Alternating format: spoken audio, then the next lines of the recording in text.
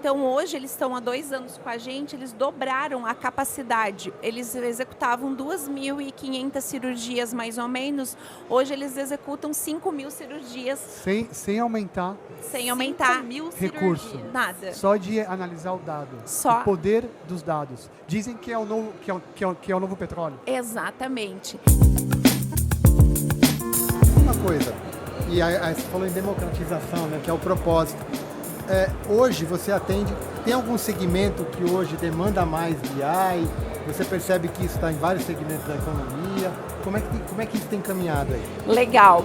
O que eu venho percebendo? Antes, né, lá no início da nossa história, tu falava de BI em indústria. Indústria usa BI, indústria usa, né, tem mais informação. Varejo tem muita informação, mas tem pouca cultura ainda.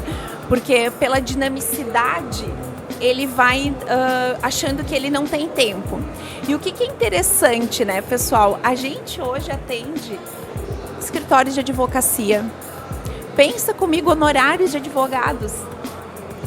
Cálculo de tempo, porque quando você faz um contrato, por exemplo, com a BI Machine para atender, você estimou que tu vai ter tantas horas de um advogado sênior, tantas horas de um advogado júnior. Então a gente trabalha, porque o que acontece? O BI, todo mundo pensa que BI é olhar as vendas. Eu não tenho vendas, então eu não olho. Todo mundo pensa, porque o projeto de BI, naturalmente, ele começa por uma área comercial.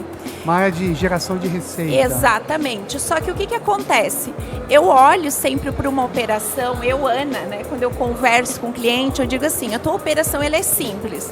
E a pessoa olha e ela se assusta comigo, né, quando eu falo que ela é simples. E eu digo ela é simples no sentido de que ou tu entra ou tu sai dinheiro. Tu tem duas frentes, entrada e saída. Simples assim. Simples assim. Então, se você não tem entradas, a gente precisa olhar saídas. O que são saídas? São talvez uma precificação que você calculou, um frete que a tua empresa está cobrando lá, teu parceiro está cobrando a mais. Ou você pega, daí eu trago aqui um case super interessante falando de BI em outros cases. Eu pego, por exemplo, o case de um hospital lá da nossa região, super pequeno, um hospital filantrópico. Então vocês imaginam que é um hospital que 80%, 90% da sua demanda é SUS. O que a gente olhou? Rentabilidade. Imagina, né, que você tem, né, você vai mudando conceitos, você tem uma sala de cirurgia. Essa sala de cirurgia é como se fosse a utilização de uma máquina, certo? Máquina parada é custo maior. O que eles conseguiram olhar e enxergar os dados? Pô, uma cirurgia de ombro, por exemplo. A dama demora 1 hora, o Marcelo demora 1h20, o Luciano demora 2 horas para fazer a cirurgia.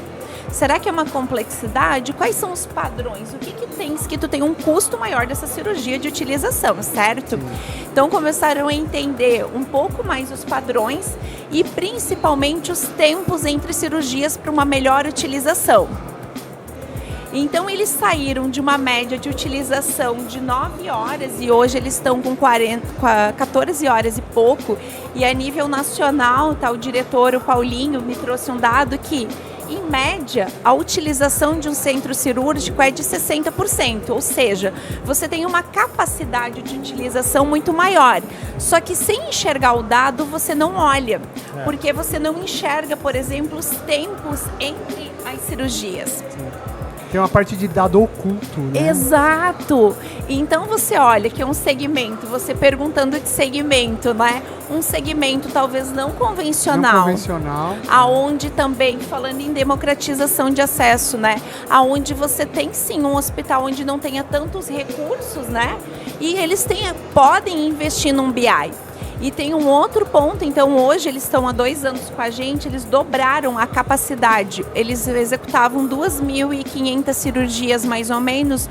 Hoje eles executam 5.000 cirurgias. Sem aumentar recurso. Cirurgias. Nada. Só de analisar o dado. Só. O poder dos dados. Dizem que é o novo, que é o novo petróleo. Exatamente.